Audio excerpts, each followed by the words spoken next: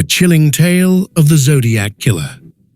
In the late 1960s and early 1970s, a shadowy figure terrorized Northern California, leaving a trail of fear and mystery. This is the chilling tale of the Zodiac Killer, America's most elusive serial killer. The first murders. It all began on December 20th, 1968, when high school sweethearts Betty Lou Jensen and David Faraday were found shot to death on a remote road in Vallejo, California. Just 6 months later, another couple, Darlene Ferrin and Michael Maggio, were attacked in a similar manner. Michael survived and provided the first description of the killer. According to Michael, the Zodiac Killer was a white male, approximately 5'8" tall, with short brown hair and a stocky build, weighing around 200 pounds. This description was given after the attack. This description, along with other evidence, has been pivotal in the ongoing investigation and numerous theories about the Zodiac Killer's identity. The Zodiac's letters. The Zodiac Killer taunted the police and the public with a series of letters sent to local newspapers. These letters contained cryptic ciphers, chilling threats, and detailed accounts of the murders. The Zodiac's first letter, sent on August 1st, 1969, included a cipher that he claimed would reveal his identity. Despite the efforts of cryptographers and amateur sleuths, only one of the Zodiac's ciphers has been definitively solved, leaving his true identity shrouded in mystery. The 340 cipher, one of the most infamous, remained unsolved for over 50 years until a team of amateur codebreakers finally cracked it in 2020. The Lake Berryessa attack. On a peaceful afternoon in September 1969, the tranquility of Lake Berryessa was shattered by a horrifying encounter.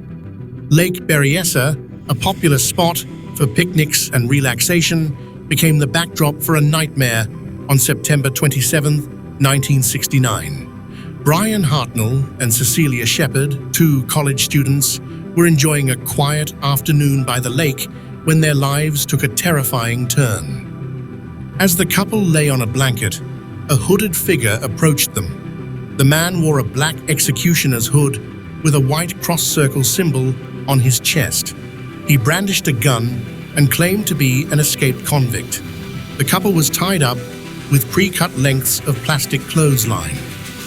The attacker then brutally stabbed Brian and Cecilia multiple times before calmly walking away. Brian survived the attack and provided a detailed description of the killer's costume and behavior, but Cecilia succumbed to her injuries 2 days later. After the attack, the Zodiac Killer left a message on Brian's car door, detailing the crime and signing it with his infamous cross-circle symbol.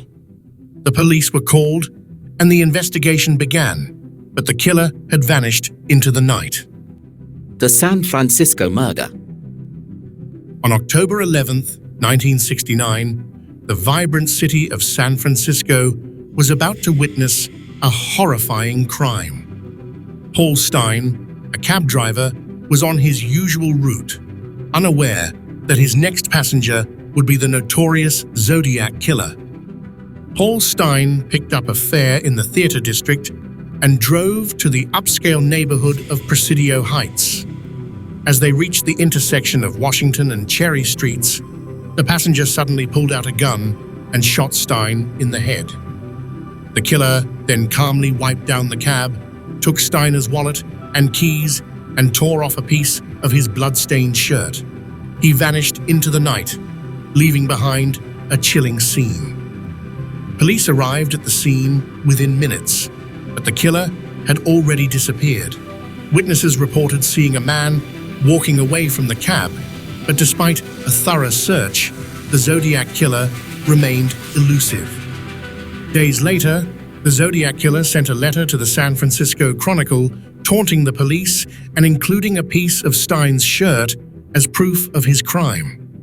The letter detailed his plans to target schoolchildren, spreading fear throughout the city.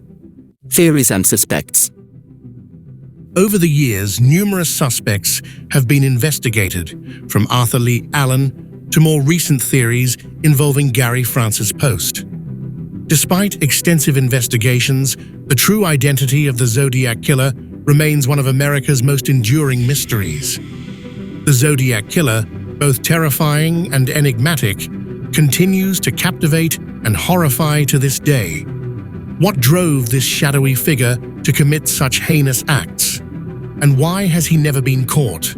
The answers remain elusive, leaving us with a haunting, unanswered question. As we delve into the depths of this chilling mystery, we are reminded of the fragility of life and the darkness that can lurk within the human soul.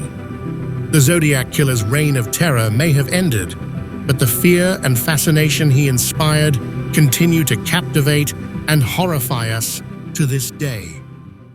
Thank you for joining us on this journey into one of America's most infamous unsolved mysteries. If you found this story intriguing, don't forget to like, subscribe, and hit the notification bell for more true crime tales. Until next time, stay safe and stay curious.